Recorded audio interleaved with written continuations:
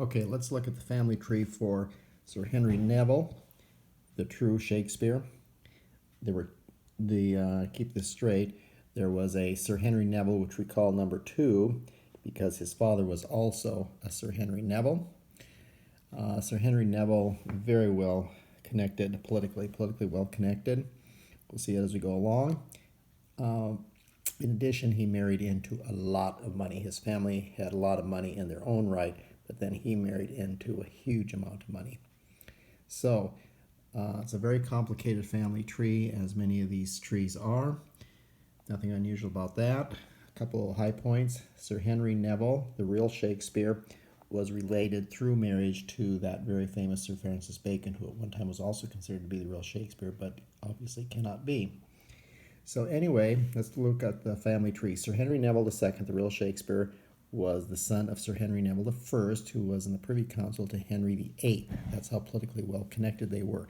First marriage resulted in no children. He married again to a woman called Elizabeth, and that marriage was into a huge amount of money. She would become the heir to all of the Gresham family money, to the Gresham College, etc. It's because the male heir died early in life. So let's go back to the beginning. John Gresham, 1400s, had 3 children, Richard, John, and William. William and John are not in the picture. Richard had 2 sons. His first one was John, named after an uncle, and the second one, Thomas. Thomas is does very well. He is very wealthy. Funds and starts Gresham College. He started the Royal Exchange in London. He handled matters for King Edward VI, Queen Mary I, and Queen Elizabeth I. He had a son, Richard, who would have inherited everything, but Richard died early in life. Interestingly enough, his brother John had a daughter, Elizabeth, and because Thomas really liked his niece, Elizabeth, he named her as the heir to all of Gresham College and much of his wealth. Thomas did not have any other children, but through marriage he did have an affair, illicit affair, probably with a servant in the Netherlands. They had a daughter, Anne, and Anne was treated very, very well.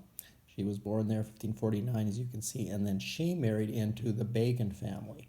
And that's how we get the connection with Sir Henry Neville I, the real Shakespeare. Sir Henry Neville II, the real Shakespeare, and the Bacon family. Anne and her husband, Sir Nathaniel Bacon, had a child who grew up to become the very famous Sir Francis Bacon. So Sir Francis Bacon, through his dad and mom, through illicit daughter of Thomas Gresham, and then a niece of Thomas Gresham, Elizabeth, marries into the Neville family, and the Nevilles come down over here, and so they're sort of distantly related through marriage to Sir Francis Bacon. Sir Henry Neville II, the real Shakespeare, marries Anne Killigrew, and that's a whole additional interesting family tree. We'll come back to that later. So anyway, that's about it. The Gresham family was part of what was called the Worshipful Company of Mercers. They were merchants. This is a carryover from the guilds in London.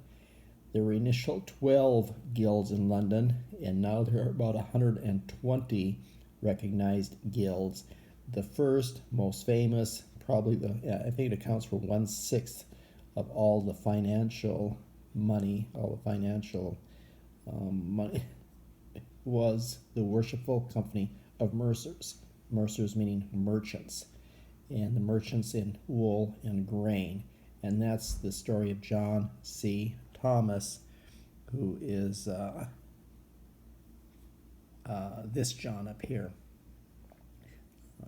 the very first John. His son, by the way, notice that Richard was the Lord Mayor of London. And then the Lord Mayor of London had these kids, as mentioned earlier, to Elizabeth and then to Henry. So we'll stop there. That should be a pretty good start.